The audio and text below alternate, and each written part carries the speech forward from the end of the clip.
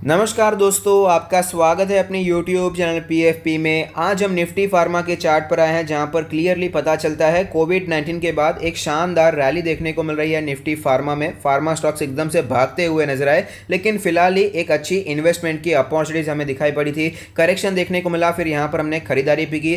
Pfizer जैसे stocks हैं, doctor लाल path lab, metropolis, Thyrocare जैसे स्टॉक्स में हमने निवेश किया। उसके बाद एक शानदार रैली भी हमें दिखाई पड़ी है, उसमें अच्छा फायदा भी हो रहा है। लेकिन कई ऐसे लोग हैं जिन्होंने इस मौके का फायदा नहीं उठाया और वो फार्मा शेयर्स में निवेश करना चाहते हैं। तो आज हम एक फंडामेंटली स्ट्रांग कंपनी के बारे में बात करने वाले हैं, जो कि बहुत ही अच्छे वैल्यूएशन पे अवेलेबल है।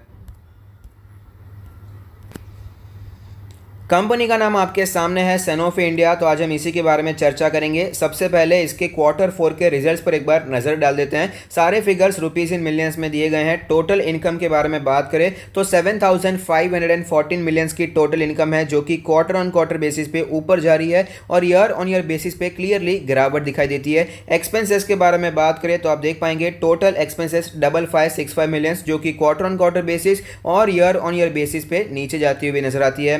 प्रॉफिट आफ्टर टैक्स जो सबसे ज्यादा इंपॉर्टेंट है, profit for the period 1459 millions का है, जो कि क्वार्टर ऑन क्वार्टर बेसिस और ईयर ऑन ईयर बेसिस दोनों पे इंप्रूव होता हुआ नजर आता है। अब हमने देखा कि रेवेन्यू तो इंप्रूव नहीं हुआ है, ईयर ऑन ईयर बेसिस पे रेवेन्यू में हमें गिरावट दिखाई दे रही है। उसके बावजूद प्रॉफिट इतना ज्यादा इंप्रूव हुआ है, उसका रीजन है एक्सपेंसेस में कंट्रोल दिखाई देना। अभी रेवेन्यू नहीं बढ़ पा रहा है, तो अपने प्रॉफिट को कंट्रोल करने के लिए, प्रॉफिटेबिलिटी को मेंटेन स्टेबल रखने के लिए आपको एक्सपेंसेस कंट्रोल करना बहुत ही जरूरी हो जाता है। और यहां पर कुछ ऐसा ही होता हुआ नजर आता है। कंपनी अपनी टोटल इनकम नहीं बढ़ा पाई है, तो एक्सपेंसेस को कंट्रोल में किया और उसके चलते हमें प्रॉफिट में जंप देखने को मिला। तो ओवरऑल रिजल्ट्स के बारे में बात करें तो रिजल्ट्स हमें न्यूट्रल ही दिखाई दे रहे हैं, क्योंकि टोटल इनकम ऊपर नहीं गई है। सिर्फ खर्चों को कंट्रोल करके यहां पर प्रॉफिट बढ़ता हुआ नजर आता है। बिजनेस में एक्सपांशन होना भी बहुत जरूरी है, टोटल इनकम रेवेन्यू बढ़ना भी बहुत ही जरूरी हो जाता है, जो कि फिलहाल इस क्वार्टर में हमें दिखाई नहीं पड़ता।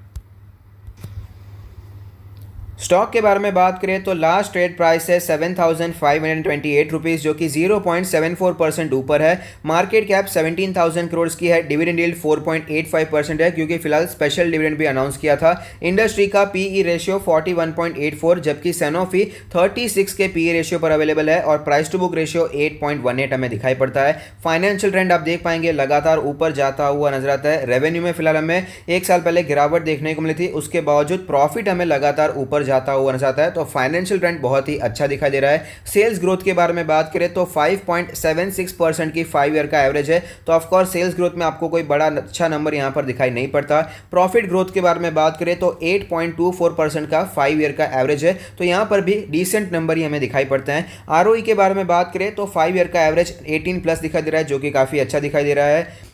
आरओसी के बारे में बात करें तो 5 ईयर का एवरेज 27% से भी ज़्यादा है, तो ये एवरेज भी काफ़ी अच्छा दिखाई पड़ता है। डेट टू इक्विटी रेशियो 0 है, यानी कि कंपनी पर कर्जा नहीं है, ये एक पॉजिटिव बात है। शेयर होल्डिंग पैटर्न के बारे में बात करें तो टोटल प्रमोटर होल्डिंग है 60.4%, जिसमें से कुछ भी प्लेज नहीं है। एफआईआईएस का इन्वेस्टमेंट है 12.42%, टोटल डीआईएस का इन्वेस्टमेंट है 20.39%। अदर्स के बारे में बात करें तो सिर्फ 6.8% का इन्वेस्टमेंट हमें दिखाई पड़ता है।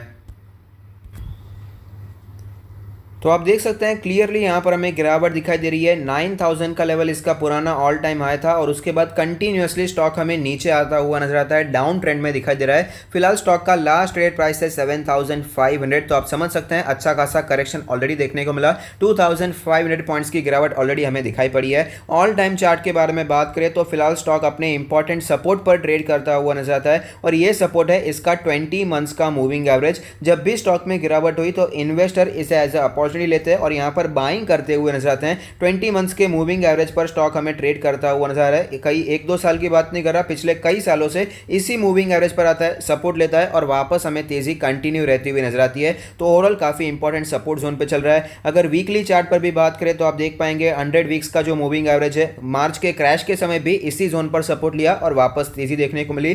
ट्रेंड के हिसाब से भी स्टॉक में जब गिरावट हुई है तो इसी लेवल पर स्टॉक सपोर्ट लेता है और वापस हमें ऊपर जाता हुआ नजर आता है। करंट मार्केट प्राइस 100 वीक्स के मूविंग एवरेज के आसपास ही फिलहाल स्टॉक ट्रेड करता हुआ नजर आता है। तो ओवरऑल फंडामेंटली स्पीकिंग काफ़ी अच्छी कंपनी है। तो इसमें गिरावट क्यों हो रही है, फार्मा स्टॉक सब ऊपर जा रहे हैं, उसके बावजूद सनोफी इंडिया नीचे क्यों आ रहा है? उसका रीज़न है कि सनोफी इंडिया जो है, जो सनोफी है ये बाहर की कंपनी है, उसकी इंडियन सब्सिडरी यहाँ पर लिस्ट हुई है जिसके शेयर के बारे में हम बात करने वाले हैं।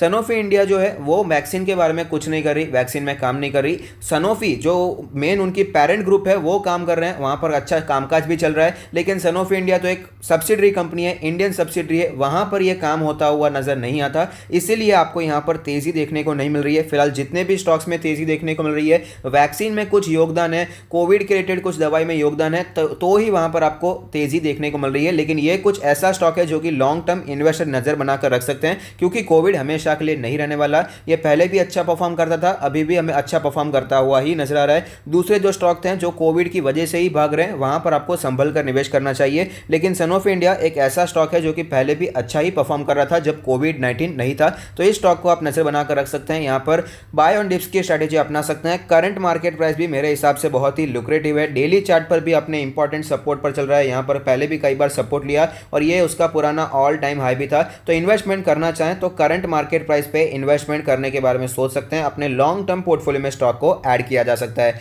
तो अगर आपको ये वीडियो पसंद आता है तो लाइक कीजिए, शेयर कीजिए, कमेंट कीजिए, सब्सक्राइब कीजिए, मुझे मोटिवेट कीजिए। Thank you, stay happy, happy investing.